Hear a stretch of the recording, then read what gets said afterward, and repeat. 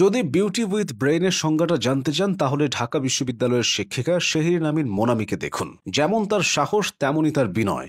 যে মতাদর্শরই হোক না কেন, শিক্ষিকা শেহরিন আমিন সব ছাত্রদেরকে সন্তানের চোখে দেখেন। টকশোতে ছাত্রদলের হামিমকে নিজের বিপরীত দিক থেকে সরিয়ে এনে তিনি নিজের পাশে বসিয়েছেন। ডাকসু নির্বাচনের দিন ছাত্রদল নেতারা তার উপর ক্ষিপ্ত হয়েছিল, তাকে বলা হয়েছিল রাজাকার, কেউ বা দিয়েছিল শিবির ট্যাগ। তবে শিক্ষিকা শেহরিন আমিন এতে একটু রাগান্বিত হননি, হাসি মুখেই সব পরিস্থিতি সামলেছেন।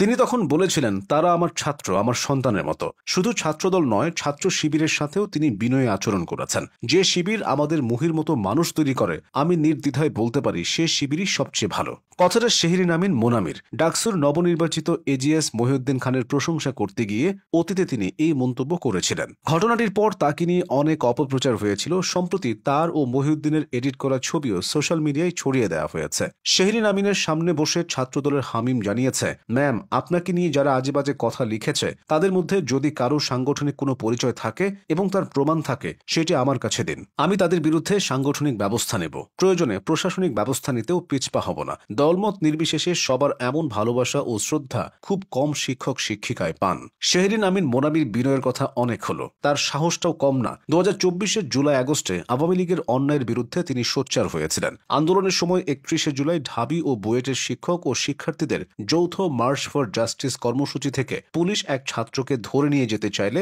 শেহরিন আমিন বাধা দেন। তিনি নিজের শরীর দিয়ে ছাত্রকে আগলে রাখেন। এক পর্যায়ে পুলিশ সদস্যরা তার হাত মোচড় দিয়ে ধাক্কা দিয়ে ফেলে দেয়। ওই ঘটনাটি তখন সোশ্যাল মিডিয়ায় সমালোচনার ঝড় তুলেছিল। শেহরিন আমিন মোনামি হয়ে উঠেছিলেন আন্দোলনকারীদের অনুপ্রেরণা। শেহরিন আমিন মোনামি ঢাকা বিশ্ববিদ্যালয়ের লোক প্রশাসন বিভাগের শিক্ষিকা ও সহকারী প্রক্টর। শিক্ষকতার পাশাপাশি তিনি বিশ্ববিদ্যালয়ের প্রশাসনিক এবং শিক্ষার্থীদের কল্যাণমূলক কার্যক্রমেও সক্রিয়ভাবে যুক্ত আছেন। ঢাকা বিশ্ববিদ্যালয়ে ডাকসু নির্বাচনের আগে 21 ফেব্রুয়ারি, পহেলা বৈশাখ ও 14 জুলাইয়ের কনসার্ট সহ বিভিন্ন অনুষ্ঠান সফলভাবে শেষ হয়েছিল তার দেখভালে। শেহরিন আমিন মোনামি ঢাকা বিশ্ববিদ্যালয় থেকে সমাজবিজ্ঞানে স্নাতক সম্পন্ন করেন 2012 সালে। এরপর একই বিষয়ে স্নাতকোত্তর শেষ করেন 2013 সালে। পরে তিনি যুক্তরাজ্য যান এবং লন্ডনের খ্যাতনামা school of oriental and African studies থেকে 2020 সালে এমএসসি সম্পন্ন করেন। গবেষক হিসেবেও শেহরিন আমিন মোনামির বিচিত্র অভিজ্ঞতা আছে। তার গবেষণার মূল ক্ষেত্র হল জনপ্রশাসন, শাসন ব্যবস্থা, তথ্য প্রযুক্তি নির্ভর প্রশাসন, জনগণের সেবা গ্রহণের জটিলতা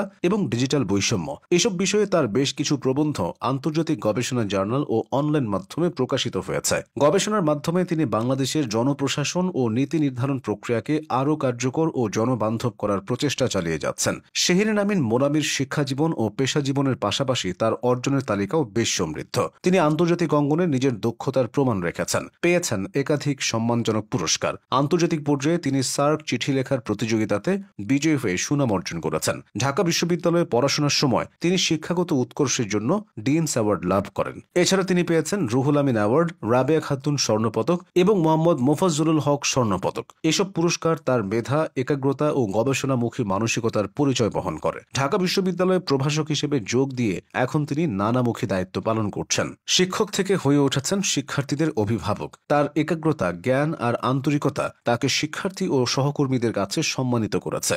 সব পরিচয় মিলিয়ে তিনি নিজেই নিজেকে ছাড়িয়ে যাচ্ছেন।